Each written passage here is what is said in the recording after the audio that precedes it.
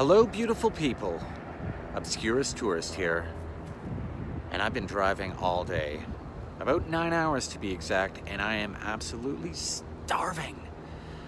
And I'm about to eat the most epic dinner, lunch, dinner in the most epic place. A World War II transport plane. Let's do it.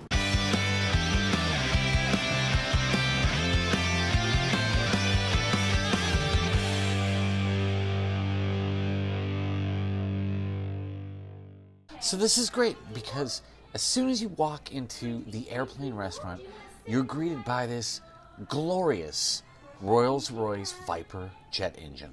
And that massive metal wing right there, that is the wing of the KC-97 Stratofreighter sitting right outside. And it actually comes right into the main dining room, which is pretty cool.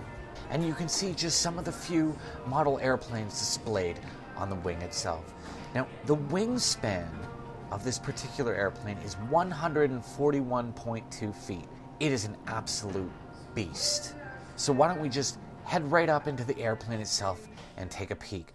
Just walk right up this flight of stairs and wait for it.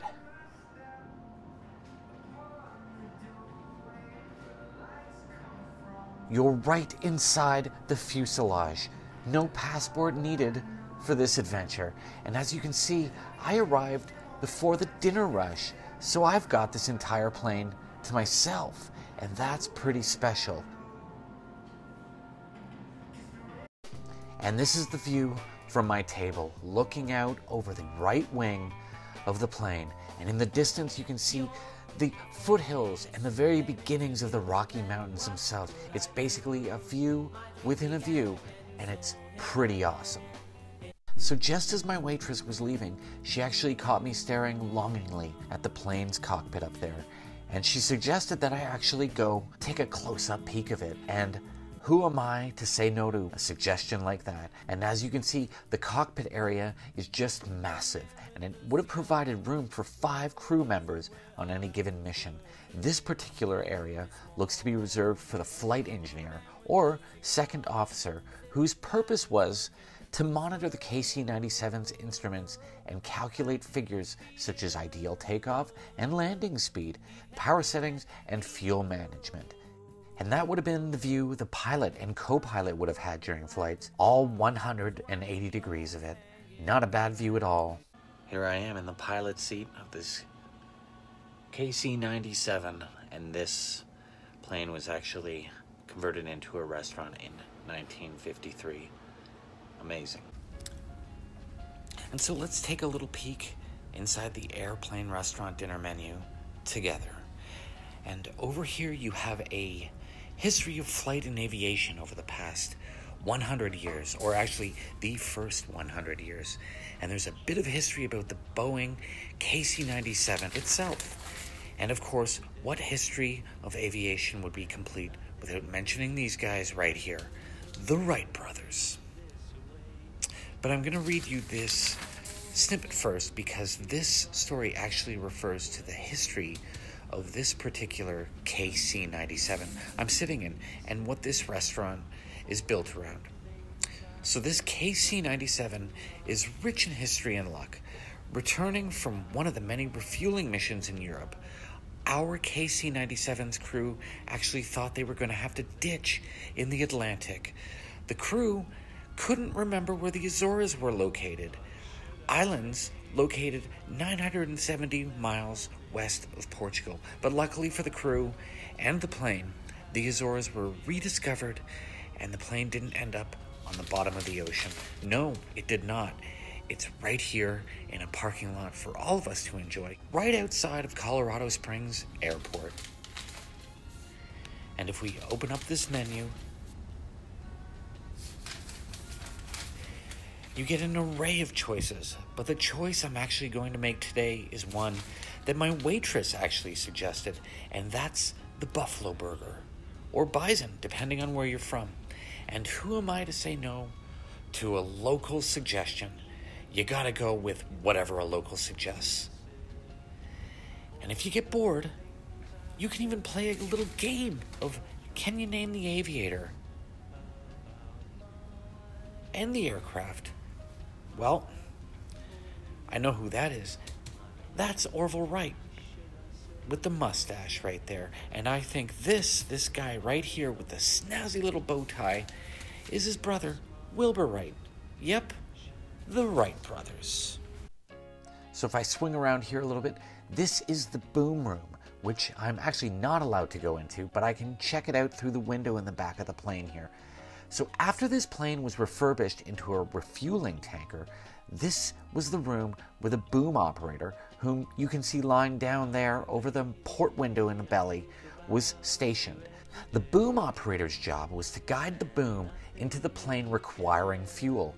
This person right here was in charge of getting the gas out of the airplane, out of the KC-97, and into the trailing jet that's getting ready to refuel in midair. Flying the boom. Pretty cool job, but a lot of responsibility. And in all honesty, this would be one of the rarer moments in life in which your boss would actually be very happy to catch you lying around on the job. And if we look out here, we can get a close-up glimpse of the aircraft's tail fin, and you can clearly see the old markings from when it was still in service. Stratofreighter 30283. And here's a little model of the very plane this restaurant is actually fashioned after and pays homage to. And if we walk over here into this little hallway, if you have a little listen here, you can actually hear the sound of a jet flying overhead.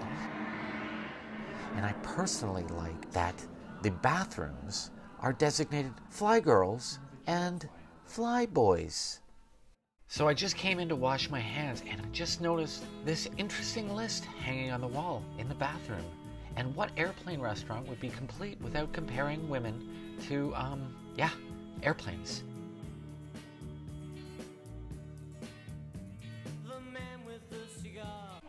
Now on the days when the restaurant gets super busy, and from what I hear, the airplane restaurant is almost always packed, why not take one of the best seats in the house, right here, the co-pilot seat, as you wait for a table. And this guy's looking a little anxious, so hopefully he gets himself seated at a table pretty soon. The waitress, who didn't want to be filmed, suggested that the best way to eat this buffalo burger is to douse it with some good old-fashioned A1 sauce. Let's dive in. Just look at this giant piston engine on the wing inside the dining room. It is just massive.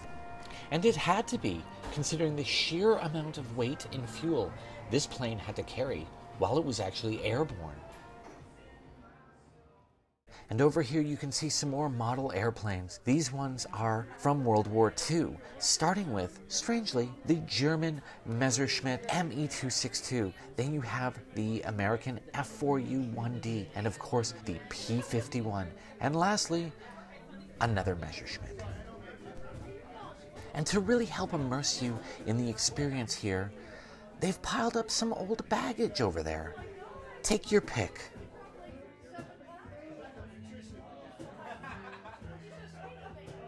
Here's the little bar area, and as you can see, all the waitresses and bartenders here are wearing the cutest little period-accurate flight suits and overalls. It really adds to the commitment of this whole experience.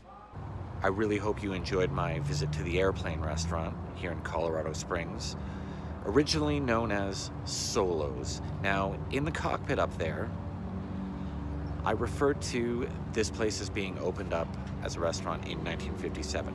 That's not true. This place was actually opened up in 2001. So clearly I'm just making things up as I go. Anyway, I must note that the food here is amazing. So if you're ever in Colorado Springs, come here for the atmosphere, but definitely come here for the bison burger. Obscurist Tourist signing off, and I'm going to check out the rest of Colorado Springs. So until next time, stay beautiful.